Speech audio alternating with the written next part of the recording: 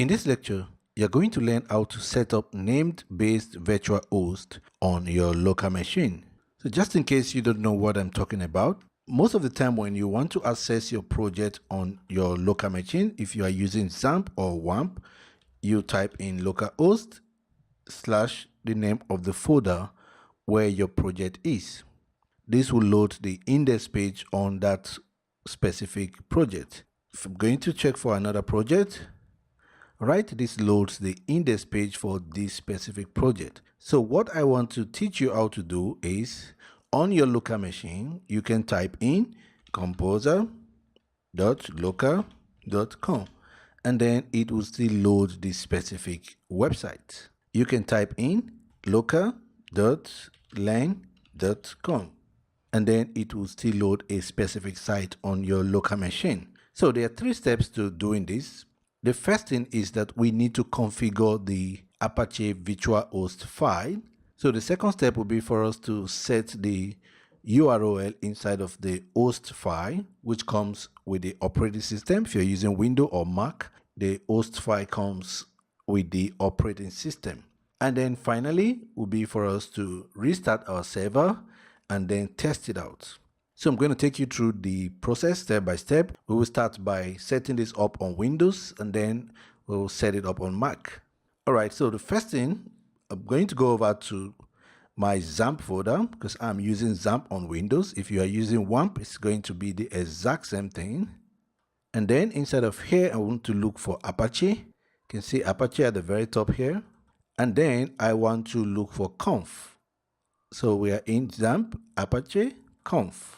Inside of conf, we are going to look for extra. So click on extra and then look for httpd-vhost. This is the file where we need to configure our virtual host. Right click and then I'm going to open this with Notepad++. Just scroll down, you see here, used name-based virtual hosting. And then they give us a couple of examples here. So what I want to do is just grab one of these and then follow this example to create mine. So the first thing that we want to set here will be the document root. I do not want to set the server admin. This is optional. If you want to set error log, you can leave both of these. Okay, so I'm going to keep it basic. We will set the document root and then we'll set the server name. All right. Okay, so the first one that I will be configuring, I want to set the name to local.len.php.dev. And then for the path, what we can do is actually go to the folder and get the path directly from the folder so that you don't make a mistake. So htdoc, this will be the folder, first_site. Double click to open this folder and then right click and say copy as test. So we'll come in here and just paste it here. I'm going to change this. So document root is the folder where the files are located. By default, it will be expecting an index file inside of this folder, the document root. And then server name is the URL that we now want to use instead of using localhost/first site. If we want to still create a default one that will load the WAMP or XAMPP server page, can actually come here and just leave it at htdoc as the document root and then set this to localhost. Doing it like this, we can still load XAMPP or WAMP server default page. All right, now we have completed step 1. Step 2 is to actually edit the host file. All right, so I'm going to show you how to locate the host file. That should be inside of the C drive. Just click on Windows, then look for System32, and then look for drivers, and then etc. Okay, so right click, and then we are going to edit this file. You can see the basic examples that are here. Localhost name resolution is handled within DNS itself. So by default, typing in localhost is going to take us to the home page for XAMPP server. We are not really interested in that. We are interested in going to first site, okay? All right, so 127.0.0.1, and then the value is local.learnphp.dev. I'm going to save this. It requires you to save this as an admin. All right, so if you don't want to do this, ensure that you open it as administrator. So we have completed step 2. The third step now is to restart our XAMPP or WAMP server. So I'm going to stop the server, stop Apache, and then just start Apache again. So now, if everything works correctly, we should be able to just type in local.learnphp.dev, and then it will still take us to the first site. All right, so paste it here, then run it. All right, so it brings us to first site. So this is how simple it is to set up name-based VirtualHost on your local machine.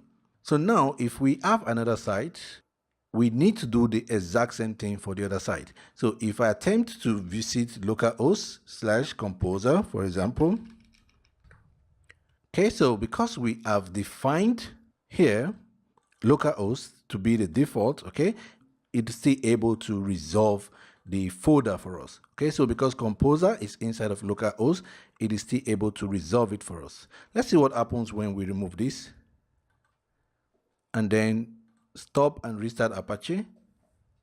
All right, so let's refresh again. Right, you can see here that object not found. The requested URL was not found on the server, blah, blah, blah. Right, this is simply because now we do not have a default entry point. We did not specify a default document root for our server. All right, so that's the advantage of doing this. But now what we really need to do is to create another entry for the composer site. So I'm going to call this composer. So here I'm going to say learn composer.dev, and then save this. Come over to the host file, create a new entry, and then restart Apache. Okay, so now if we paste this on the browser, we are able to get the desired result.